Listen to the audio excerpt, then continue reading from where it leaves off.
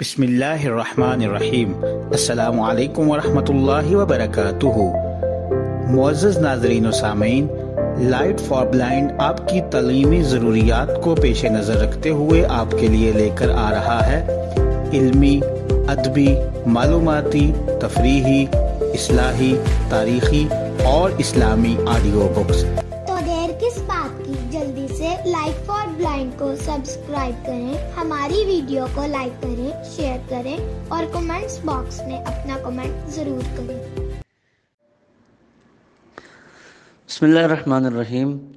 معزز سامعین السلام علیکم۔ ہم اردو افسانے کے متعلق بات کر رہے ہیں اور ہمارا آج کا موضوع ہے افسانے کے اجزائے ترکیبی۔ آئیے سماعت کیجیے۔ نمبر 1، قصہ۔ ہر معیاری افسانے میں قصہ دلچسپ ہونا چاہیے، نیز اس کا ہماری زندگی سے گہرا تعلق ہونا چاہیے۔ غیر حقیقی اور بے سروپا باتوں میں صداقت پیدا نہیں ہو سکتی، مگر افسانے میں واقعات کو حقیقی رنگ میں پیش کرنا ضروری نہیں۔ تخیل کی رنگ آمیزی اس میں دلکشی پیدا کرتی ہے۔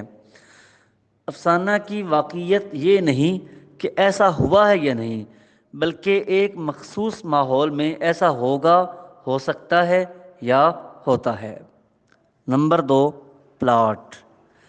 واقعات کی ترتیب کا نام پلاٹ ہے۔ قصے کی تمام کڑیاں باہم مربوط ہونی چاہیے، ورنہ تاثر پیدا نہیں ہو سکتا۔ پہلے صورت واقعہ سے تعارف ہوتا ہے، اس کے بعد پیچیدگیاں پیدا ہوتی ہیں، کشمکش کا آغاز ہوتا ہے، پھر واقعات نقطہ عروج پر پہنچتے ہیں اور قارئین سوچنے لگتے ہیں کہ دیکھیے اب کیا ہوا۔ آخر میں افسانہ اپنے اختتام کو جا پہنچتا ہے۔ نمبر 3، کردار نگاری۔ افراد قصہ کردار کہلاتے ہیں۔ کردار نگاری افسانے کا لازمی جزو ہے۔ کرداروں کو حقیقی انسانوں سے ملتا جلتا ہونا چاہیے تاکہ پڑھنے والے متاثر ہو سکیں۔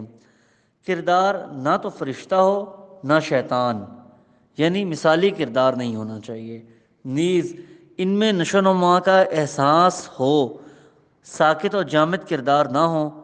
وحدت تاثر پیدا کرنے کے لیے تفصیلات کی بجائے اشاروں سے کام لیا جاتا ہے، اس لیے کردار کم ہونے چاہیے۔ نمبر 4، وحدت تاثر۔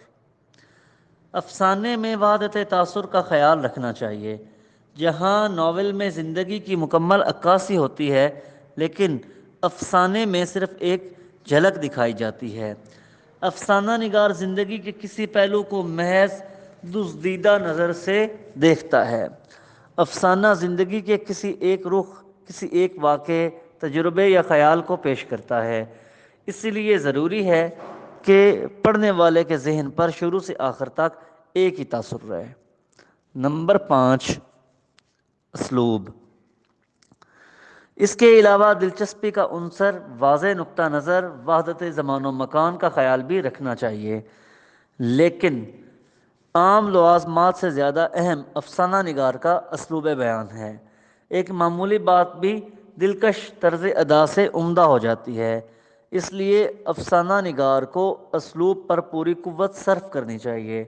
زبان عام فہم اور روزمرہ کے مطابق ہو، لہجہ فطری ہونا چاہیے، لیکن افسانے کا فن جامد و ساکن نہیں ہے۔ جدید افسانہ تجربوں کا مرہون منت ہے۔ یہ بھی ضروری نہیں کہ ہر افسانہ نگار ان عام قواعد و ضوابط کو افسانہ لکھتے وقت سامنے رکھے۔ وہ خود بھی تجربہ کر سکتا ہے، اور آج کل بہت سے نئے تجربے ہو رہے ہیں۔ یہ فنکار کی ذہنی صلاحیتوں پر مبنی ہے کہ وہ کیسی تخلیق پیش کرتا ہے۔